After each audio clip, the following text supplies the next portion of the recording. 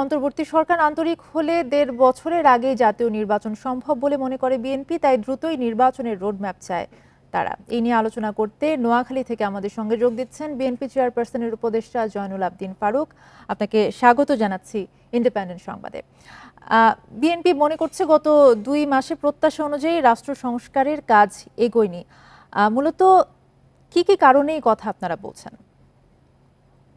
Independent টেলিভিশনের এই 10টার খবর শোনার জন্য অনেক লোক আগ্রহ করে বসে আছে।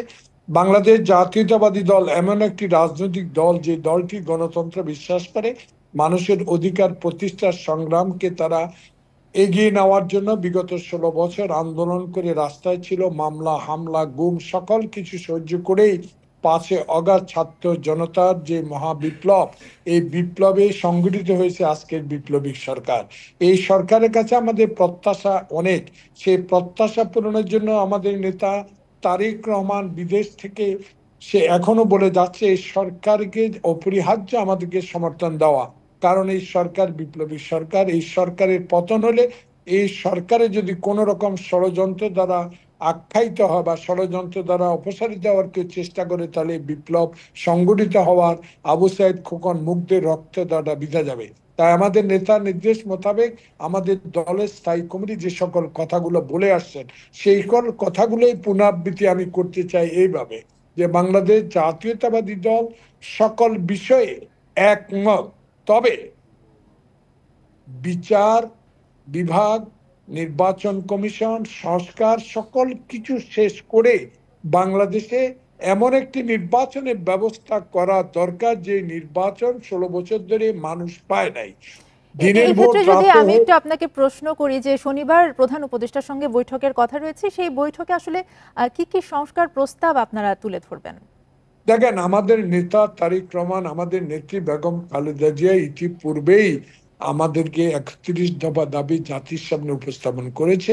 সে 31 দফা দাবির মধ্যে রাষ্ট্রীয় সংস্কার, রাষ্ট্রীয় ব্যবস্থা কিভাবে চলবে সে বিষয়ে উল্লেখ আছে। সে কারণে আমরা এখন নতুন করে এই কথা বলতে চাই না। আমরা শুধু এইটুকু বলতে চাই, সংস্কারের কথা আমরা ইতিপূর্বে বলে দিয়েছি।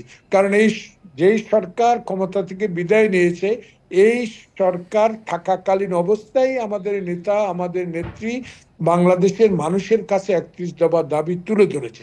সেই প্রেক্ষিতে এখন বলতে চাই, এই সংস্কার যে কমিশনগুলো করা হয়েছে, আগামী শনিবার আমাদের দলের শীর্ষ পর্যায়ের নেতারা মাননীয় প্রধান উপদেষ্টার সাথে সাক্ষাৎ করে তাদের কথাগুলো উপস্থাপন করবেন। কিন্তু একটা কথা এখানে আছে যে 111 সরকারের সেই ইতিহাস আমাদের জানা আছে। তারা কয়েক মাসের জন্য, কয়েকদিনের জন্য না, কয়েক মাসের জন্য ক্ষমতা এসে 2 বছর ক্ষমতা তারা দীর্ঘায়িত করেছে। আমরা এখন ভয় পাই একটাই, একজন রাজনৈতিক কর্মী হিসেবে আমার দল তাই বলছে একটা রোড ম্যাপ দেওয়া উচিত। সে কারণে আমাদের শনিবারে যে স্থায়ী কমিটির সম্মানিত সদস্যবৃন্দ যাবে, আমাদের কথাগুলো তারা তুলে ধরবে এবং সংস্কারের বিষয়েও তারা কথা বলবে।